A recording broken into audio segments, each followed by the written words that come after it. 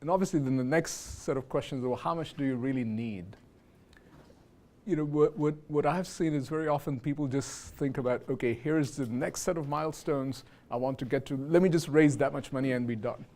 Actually, it's very helpful to think about all the capital you have to raise until you become sustainable. And by sustainable, I mean that your cash out is less than your cash in and enough to pay all the bills.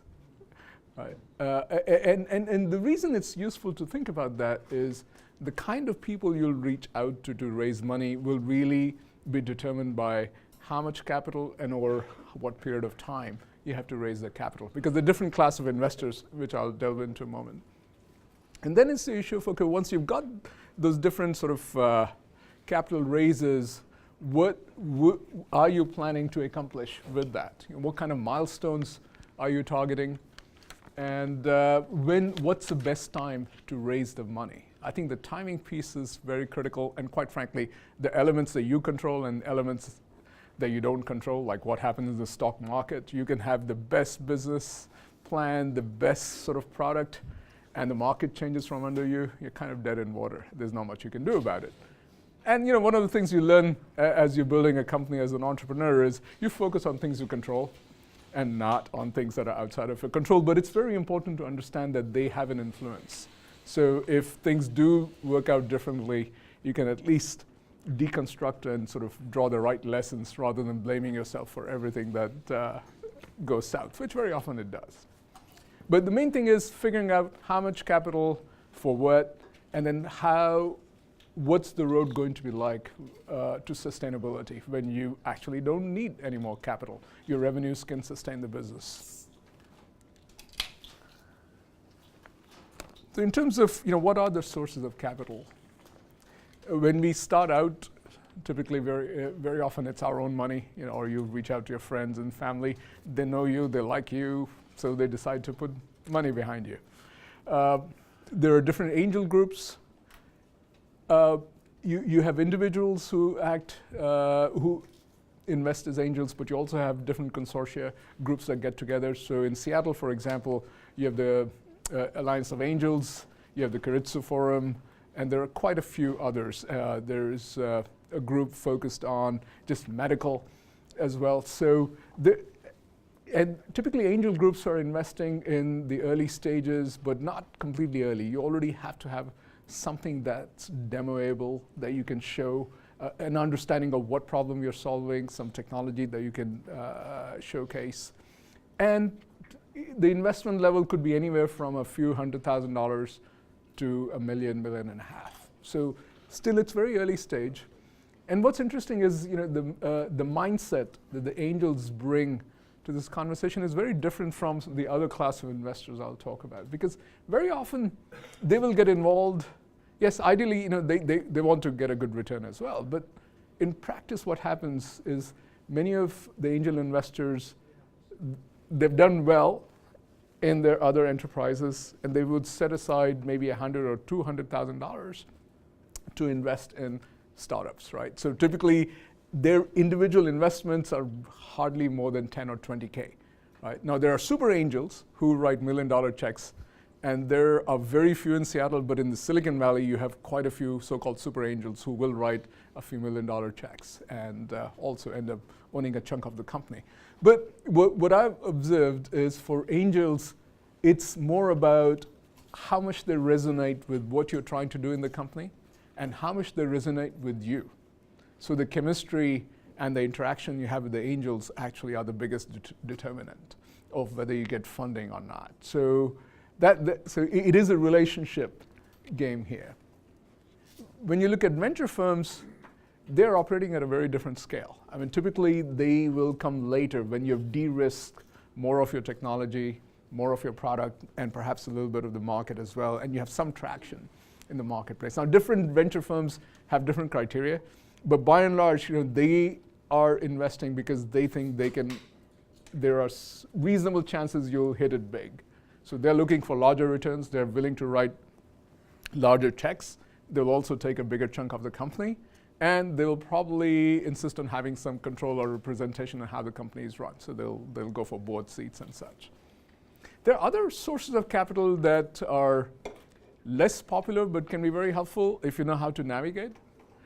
They're strategic partners. So to the extent you understand what you're building, what markets you're building for, and you do a value chain analysis, you can actually figure out who else is relevant in the value chain. And very often these companies have small investment groups or as part of business development, they actually have capital set aside to invest in companies that can help them in their main business. Now you have to be very careful when you work with the strategic investors because they are already in the game, right? And many of the strategic investors use their investment arm as a way to get market intelligence and then inform their product offerings internally. So it's not unusual that you can be talking to a strategic investor company and then everything goes quiet and 2 years later they launch a competitive product. So you have to be very, very careful. And by the way, this is not a theoretical thing. It's happened multiple times, happened to us. And if offline you want to ask me who the company was, I'm happy to share that too, but not on the record here. Okay, it's being broadcast, so who knows? But they can be a very important source of capital because they can bring the network and the understanding of the market, and in a true collaboration, that can be very effective.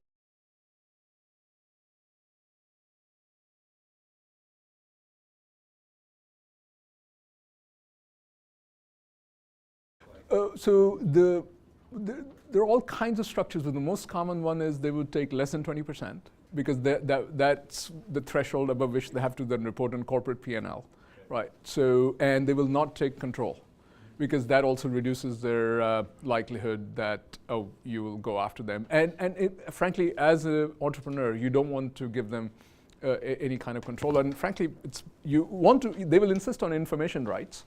So an observer seat or such, but most of them do not go for a board of director position.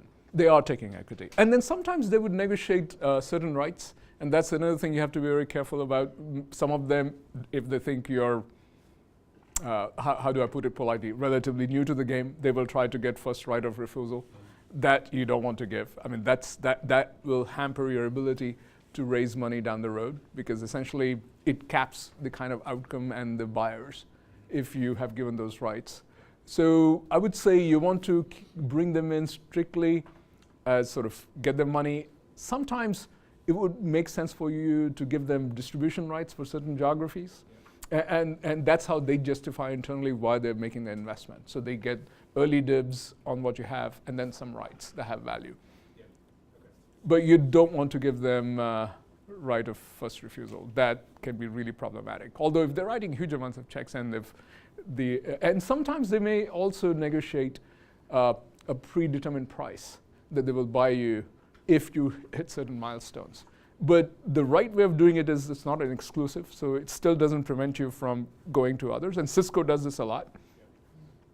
So yeah, all these nuances you have to understand, and really you have to understand why they're doing it. And those are some of the things I'll talk about for each of these class of investors.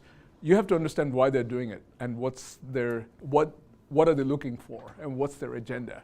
That's the most important thing, and it takes a huge amount of work to understand what their agendas are, and sometimes you have to extrapolate because nobody tells you. This other class of money available comes with more strings. You can actually go to the banks. Many of the banks will loan you capital, but you will end up putting up your house or your firstborn as collateral. And you know that may or may not be a good outcome. So if the company goes south, your house goes as well. There are other kinds of things banks have started to do. They will loan you money against revenue collateral. So essentially, if you already have revenues and you have a good pipeline, they will loan you against that. But they will have rights to all the revenues for X number of years.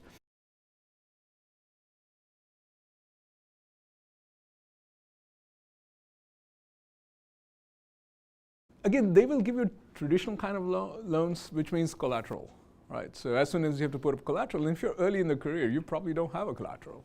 I mean, you may not have a house. You may not have any of the assets they consider collateral worthy. And their comfort with taking equity, it varies. I think Silicon Valley banks of the world, they're a lot more sophisticated, so they probably have flexibility and structures to accommodate. But there are pros and cons, but without collateral, it's very, very difficult, unless they already know you and they can assess your risk. Let's see. Yeah, I think so. And the other source of capital is really revenue. If you can figure out a way to get customers to prepay, and this is something that we tried to do in Movisante, but the customers who agreed to initially prepay us got so excited they wanted to come in as investors. But I think revenues and customers, that's a pretty significant source, especially if you're close enough to get to the market. Each of these capital sources have trade-offs, right? And from your perspective, the big trade-off about how much you raise and when you raise is about dilution. And flexibility. So if you raise a lot of money up front, well, you're giving up. I mean, in the early stages, the cost of capital is really high. You don't have a lot, right? So whoever is investing, to de-risk their sort of investment, they will try to get a bigger chunk of the company, right? So that's dilution. On the other hand, if you're making sure you have enough money coming in, you can hit the milestones without having to go back to investors. So it is a trade-off that you have to sort of make for yourself. And this is why it's important to do the analysis up front. What's the total amount of capital you'll need through the life of the company to get to sustainability? And then break it down in chunks where you think your valuation will have a big jump, right? So, and some of the standard sort of milestones are, well, you have de-risked your technology, or you have a product, or you have de-risked your market, i.e. you actually have evidence that there are some paying customers. So all of these things essentially increase the value of the company. And those are good times to go raise money, because capital will be cheaper than before those milestones. Many investors, whether angels or VCs, even though VCs say they bring a whole bunch of other things to the table, I mean, fact of the matter is most investors is just money. All right, they'll write a check. Then it's a matter of, well, can you find investors who will be able to do more positive things for the company? And the most important one is, can they help you in follow-on fundraising? Because ultimately, chances are very high you'll need more capital than you thought you needed, and you'll have to keep going back to the well. And the most important partnership to help you raise follow-on money is the people who already are invested. And to the extent that they have network with larger VC firms or VC firms that have co-invested with them, that makes a big difference. The other thing to be really, really mindful of is the integrity and reputation. And I will go over where things can go south. If you have doubts about the integrity and of the people you're working with, walk away. You'll be much happier. Walk away. This is completely unequivocal. Any doubt, because your life will get miserable if you work with these people. And it can be at the level where the game's like, oh, you get a term sheet and you've already spent $40,000 in legal fees to turn that term sheet into a contract, and they change things at a material level. And all kinds of fun and games happen. So that's the one big thing to watch out for. And then see, especially for strategics, do they have the network and the relationships to help you get to the market as well? And can they inform your sort of market strategy, and can they bring some intelligence as well? And there, like anything else, you have really good investors, really engaged investors. And there's a negative side. There are certain kind of engaged investors you don't want. And what I mean by that is there are a class of people who think they know, who want to, many people use investment as a way to get their next job. All right, and this is something you have to watch out for. And many of them show their cards earlier, some later. And ultimately, you're bringing in the capital and the partners to help you build the business. So you want to make sure there's alignment. And when you see those disconnects, those are red flags, warning signs you have to really pay attention to, which is a hard thing to do because you so want the money. All right. So I'll give you an example. I think a year and a half into Movisante, we were approached by a private equity out of Tennessee. And they essentially agreed to all the terms we had, right? The valuation we were asking for, everything looked fine. And then they sent us a term sheet where they had really crazy liquidation preferences.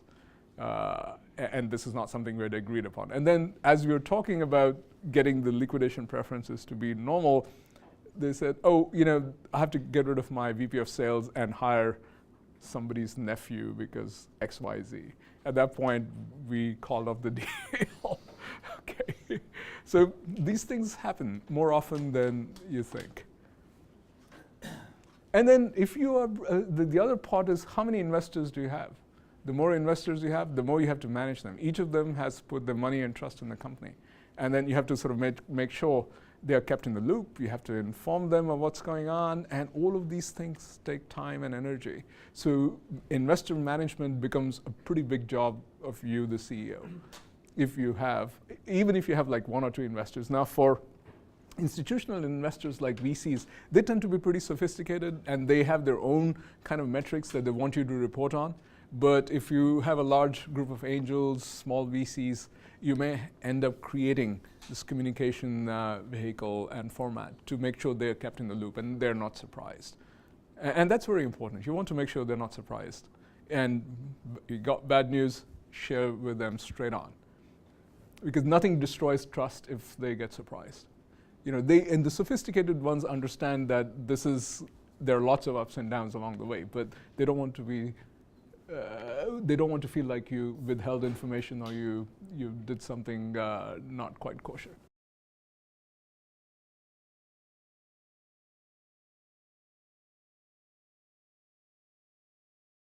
You want to control that. Okay. And the best way you control that is you set expectations. So we used to do quarterly reports, essentially quarterly reports, like any other public company would do. So these were confidential. So we had, pretty much not exactly a 10K style thing, but all the basic material things we would report on. Plus, we also had a section where we say, here are the places where we are in need of help. So can you please help here, here, here? And that is actually a great approach because people, they do want to help you, but they don't necessarily know where you need help and where the help would be welcome. So being able to guide that makes a huge difference. And that was something that everybody liked, right? Going explicitly and asking for help. And that's something, frankly, you should get comfortable because this stuff is so hard, you've got to be comfortable asking for help.